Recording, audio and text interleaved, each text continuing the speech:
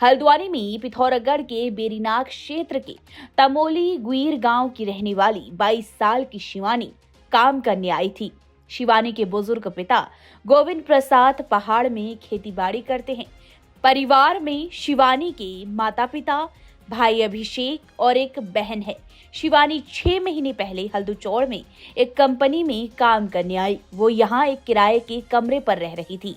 शिवानी को काम ठीक लगा और काम में मन लगने लगा तो उसने अपनी भाई 20 साल के अभिषेक को भी कंपनी में काम करने के लिए बुला लिया। 2 महीने पहले ही अभिषेक हल्दूचौड़ पहुंचा। इसके बाद वो भी अपनी बहन के साथ उसी कंपनी में काम करने लगा। रोजाना की तरह दोनों भाई बहन काम पर गए। थोड़ी देर काम करने के बाद अभिषेक ने सर में दर्द होने की बात बताई।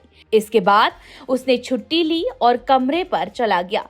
थोड़ी देर बाद बहन ने जब उसे कॉल किया तो अभिषेक ने कॉल नहीं उठाई। इसके बाद शिवानी ने कई फोन किए पर जवाब नहीं मिला। लंच टाइम में शिवानी भी कमरे पर आई तो कमरे में कोई नहीं था। थोड़ी देर बाद शिवानी के पास पुलिस का फोन आ गया। पुलिस ने बताया कि उसका भाई अभिषेक रेलवे पटरी के पास गिरा हुआ है। जैसे तैसे शिवानी भाई के पास पहुंची और उसे सुशीला तिवारी अस्पताल लेकर गई। अभिषेक को भर्ती कराया गया लेकिन डॉक्टर ने उसे मृत घोषित कर दिया।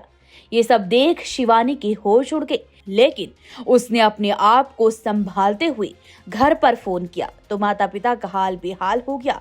इधर अभिषेक का शव पोस्टमार्टम के बाद बहन शिवानी को सौंप दिया गया।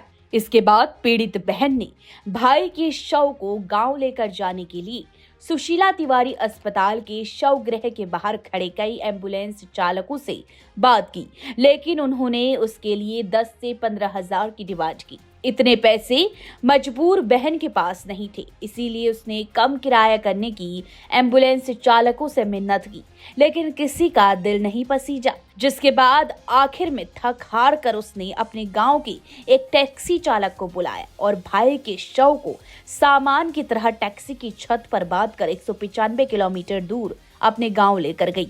और इस बारे में पूछे जाने पर सुशीला तिवारी राजकीय मेडिकल कॉलेज के प्राचार्य डॉक्टर अरुण जोशी ने वही रटी रटाई बातें कही। उनका कहना था कि मामला अस्पताल के बाहर ही रहा, जिससे उनके संज्ञान में नहीं आया। अगर अस्पताल के अंदर की बात होती तो उनके संज्ञान में आई होती या उनसे सहयोग के लिए कहा जाता तो वो निश्चित रूप से मदद करते।